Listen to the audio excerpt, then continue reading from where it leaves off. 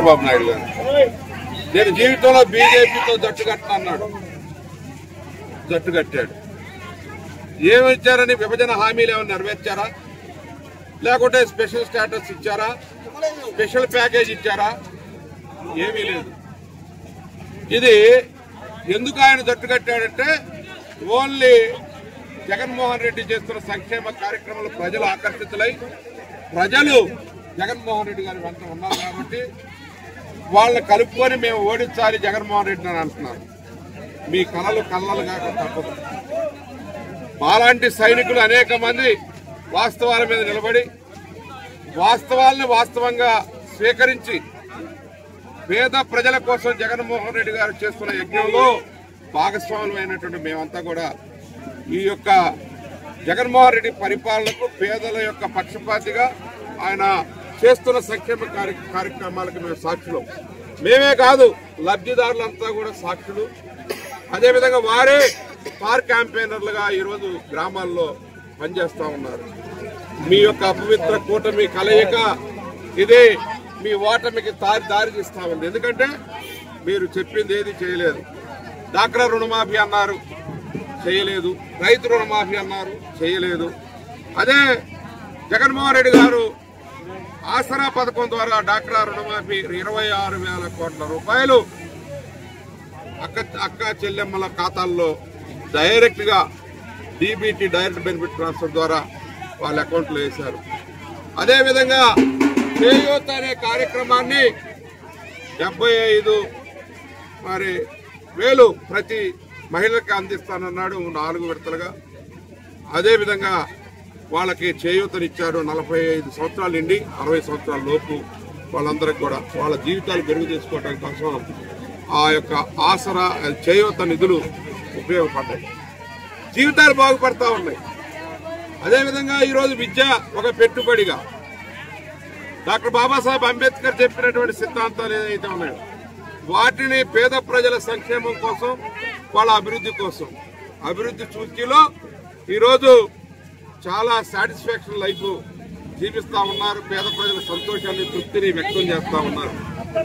అందరూ కూడా జగన్మోహన్ రెడ్డి గారి వెంట ఉన్నారు. జగన్మోహన్ రెడ్డి గారిని గెలిపించుకుంటారు.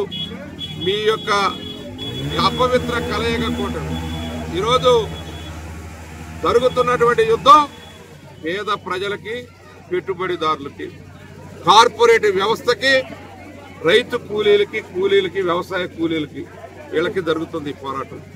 పెట్టుబడిదారులు వచ్చారు. ఇక్కడ ఎవరెవరు పోటీ చేశారో మీకు తెలుసు.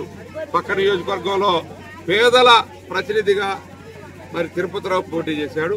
ఇక్కడ నేను పోటీ చేశాను. అదేవిధంగా విజయవాడలో మైనార్టీ నాయకుడు మరి ఆసిఫ్ గారు పోటీ చేశారు. చూస్తారు ఈ వరుసన 3 నియోజకవర్గాలు చూడండి. వాళ్ళకే మాకు తేడా తెలుస్తుంది. వాళ్ళు పెట్టుబడిదారులు, డబ్బులు ఉన్నటువంటి వాళ్ళు. మేము పేద ప్రజల పక్షాన్ని నిలబడి పోరాటం చేసేవాళ్ళు. వాళ్ళ అభ్యర్థుల్ని మా అభ్యర్థుల్ని బేరేజ్ వేయండి. మేము ప్రజల కోసం నిస్వార్థంగా ప్రజల్లో జీవించే వాళ్ళం. వారు వ్యాపారస్తులు, వ్యాపారంలో అడ్డగోలుగా దోచుకునే వాళ్ళు, దోచుకునే వాళ్ళు కాపు కాసేవాళ్ళు తిరువూరులో పోటీ చేస్తున్నారు.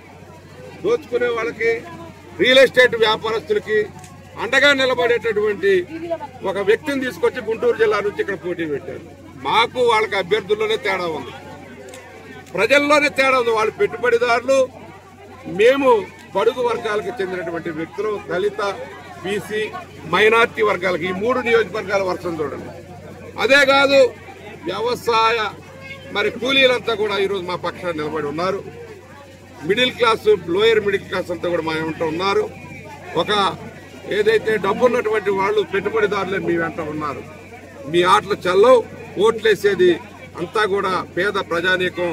ఎవరైతే నవరత్నాల ద్వారా లబ్ధి పొందినటువంటి వారు ఈరోజు 4-5 సంవత్సరాలుగా జగన్మోహన్ రెడ్డి గారి విశ్వసనీయత మీద ఆయన అన్నమాట చెల్లించుకునే వ్యక్తిగా అదేదైతే మేనిఫెస్టోలో చెప్పిన 99% అమలు చేసిన హామీలన్నీ అమలు చేసినటువంటి వ్యక్తిగా ఈ యొక్క విజయం, రేపు రాబోయే ఎన్నికల్లో విజయం సాధించడానికి సిద్ధంగా ఉన్నారు.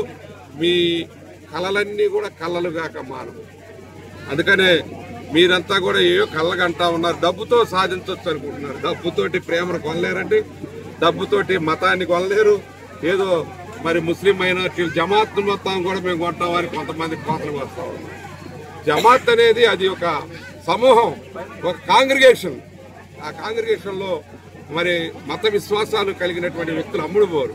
వారు దేవునికి బదులు కానీ ఇక్కడ ప్రజానీకం ఎవరికి బదులు కాదు. నోటు కేసులో మరి ఇరుక్కున్నటువంటి వ్యక్తులు కాదు.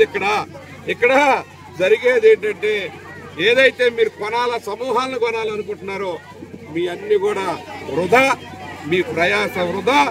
మీరు తిరోగమనం బాటలో ఉన్నటువంటి వారు, పురోగమన బాటలో జగన్మోహన్ రెడ్డి గారు ఉన్నారు.